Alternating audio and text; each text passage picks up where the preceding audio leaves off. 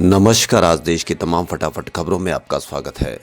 खबरों के लिए आप हमारे चैनल को सब्सक्राइब कर सकते हैं और बढ़ते हैं खबरों की ओर। देश में कोरोना केस 1 लाख से नीचे आ गए हैं। रविवार रात 11:45 बजे तक संक्रमण के 83,084 नए केस ही सामने आए। इस दौरान 1,98,737 मरीज ठीक हुए और 893 लोगों की मौत हो गई। इससे पहले शनिवार को कोरोना संक्रमण के 1,07,474 नए मामले दर्ज किए गए थे और 865 लोगों की मौत हुई थी, यानी नए केस में करीब 24,000 की कमी आई है। फिलहाल देश में कुल एक्टिव केस यानी इलाज करा रहे मरीजों की संख्या घटकर 11 लाख के पास हो गई। देश में महामारी की शुरुआत से अब तक कुल 4 करोड़ 22 लाख लोग संक्रमण की चपेट में आ चुके हैं। उधर कोरोना संक्रमण से लड़ाई में देश को अब 9वीं वैक्सीन भी मिल गई है। केंद्रीय स्वास्थ्य मंत्री मनसुख मांडविया ने रविवार को ट्वीट करके इसकी जानकारी दी।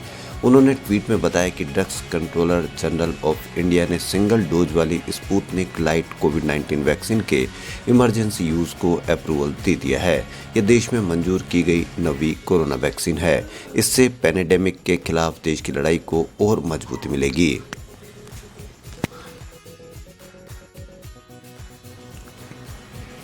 दिल्ली समेत 5 राज्यों में आज से कोरोना के कारण लगी पाबंदियों में छूट मिलने जा रही है। डीडीएमए की मीटिंग के बाद शुक्रवार को दिल्ली के उप मुख्यमंत्री मनीष सिसोदिया ने पाबंदियों में छूट का ऐलान किया था। दिल्ली में लगातार घटते कोरोना के मामलों के चलते सरकार ने यह फैसला किया है।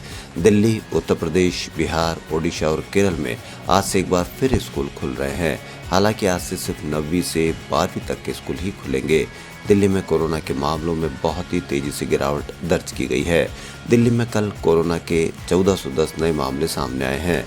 दिल्ली में सक्रिय मरीज भी घटे हैं। दिल्ली में अब सिर्फ 8,869 सक्रिय मरीज हैं। वही संक्रमण दर 2.45% रह गई है।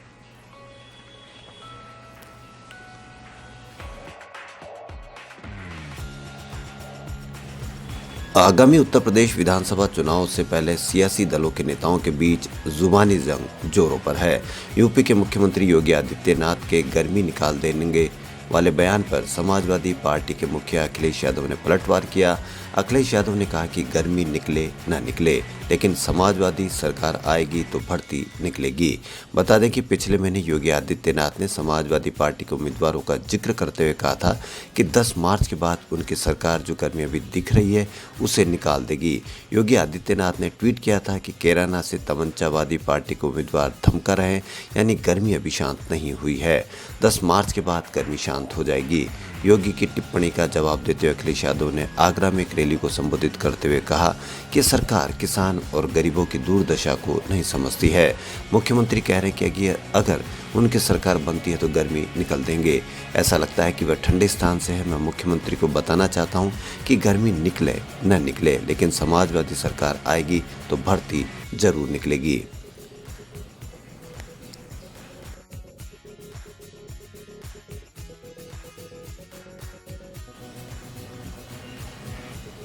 कनाडा में बीते कुछ दिनों से लगातार हिंदू मंदिरों को निशाना बनाकर उनमें तोड़फोड़ और लूट की घटनाओं को अंजाम दिया जा रहा है। इस वजह से भक्तों और पुजारियों में दहशत का माहौल है। हालात इस कदर बिगड़ गए हैं कि पिछले 10 दिन में ही 6 मंदिरों को लूटा गया है। उपद्रवी दान पेटियों से कैश चुराने के अलावा मूर्तियों पर सजाए गए आभूषण भी चुरा ले गए। इस मामले में पुलिस की जांच जारी है। ये घटनाएं 15 जनवरी को हनुमान मंदिर में एक तोड़फोड़ के साथ शुरू हुई। इस दिन ग्रेटर टोरंटो एरिया के ब्रैम्पटन में हनुमान मंदिर में तोड़फोड़ की असफल कोशिश हुई। वहीं 25 जनवरी को इसी शहर में देवी दुर्गा के मंदिर को तोड़ दिया गया।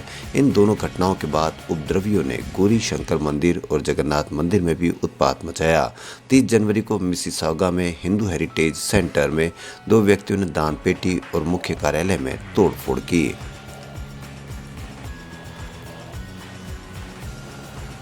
लता जी का कल अंतिम संस्कार बहुत ही राष्ट्रीय सम्मान के साथ किया गया। लता जी ने सुबह 8:12 पर अंतिम सांस ली और रविवार शाम 7:16 पर उन्हें मुखाग्नि दी गई।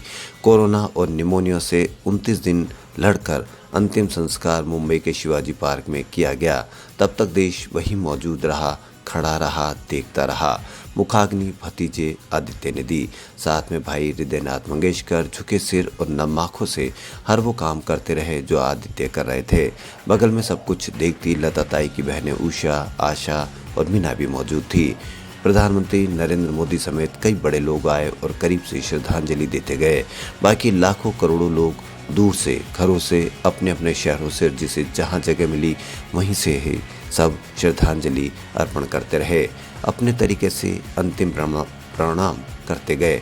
हर मोबाइल, रेडियो, घर, दुकान, घर, कार, सब जगह लता ही थी। बोलती लता, गाने सुनते लता, उनके तमाम गाने गुनगुनाए और दोहराए जाते रहे।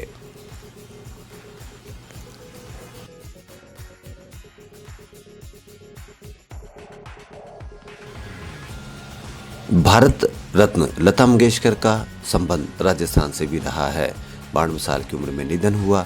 उनकी यादें राजस्थान और जयपुर से भी जुड़ी हुई है। यहाँ की संस्कृति और भाषा से उन्हें बहुत लगाव था। स्वर कोकिला लता जी के प्यार का अंदाजा इसी से लग सकता है कि यहाँ के अकाल पीड़ितों की मदद के लिए उन्होंने जयपुर के SMS स्टेडियम में मुफ्त शो किया था। उन्होंने शो की फीस लेने के बजाय उल्टे अपनी तरफ से अकाल पीड़ितों के लिए पैसे भी दिए थे। इस शो में लता मंगेशकर ने भूखे पेट 26 गाने गाए थे। उपवास पर होने के कारण उन्होंने तब पूरे दिन कुछ भी नहीं खाया था। 26 नवंबर 1987 को हुए इस शो को देखने के लिए तत्कालीन मुख्यमंत्री हरदीप जोशी भी टिकट खरीद कर पहुंचे थे। शो से 1 करोड़ 1 लाख की कमाई हुई, जिसका चेक CM को अकाल पीड़ितों के लिए भेंट किया गया था। राजस्थान में 1987 के दौरान लगातार अकाल पड़ रहा था। अकाल पीड़ितों की मदद के लिए सुर संगम संस्था ने जयपुर के SMS स्टेडियम में यह शो रखा था। संस्था के आग्रह पर लता मंगेशकर ने बिना फीस लिए प्रोग्राम करना स्वीकार किया था।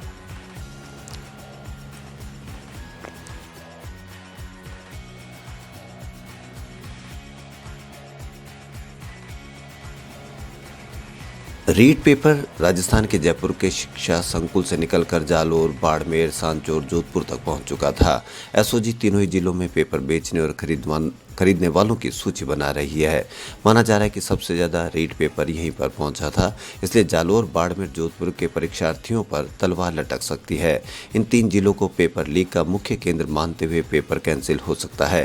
यहाँ की परीक्षार्थियों की मुश्किलें बढ़ सकती है।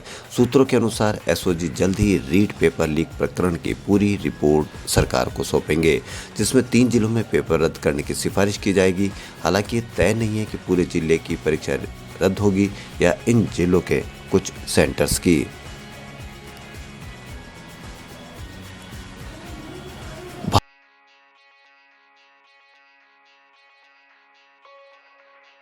भारत रत्न गायिका लता मंगेशकर का 92 साल की उम्र में निधन हुआ। वे मुंबई के बीच कैंडी अस्पताल में एडमिट थे। कोरोना और निमोनिया से बीते 29 दिनों से लड़ रही थी। Voice over artist Harish Bhiwani ने इंटरव्यू में खुलासा किया कि लता जी अपने आखिरी दिनों में पिता दीनानाथ मंगेशकर को लेकर काफ़ी इमोशनल हो गई थी और पिता की रिकॉर्डिंग्स बुलवाकर उन्हें सुना करती थी। पिता ने जो गाने गाए हैं उन्हें वे गाने की भी कोशिश करती थी। इसी के चलते उन्होंने मौत से 2 दिन पहले ईयरफोन मंगवाया था। उन्हें मास्क न हटाने को कहा गया था, लेकिन आखिरी दिनों में उन्होंने मास्क भी हटा लिया था। खबरों फिलहाल इतना ही। यदि आपको हमारा चैनल पसंद आए तो लाइक, सब्सक्राइब और शेयर अवश्य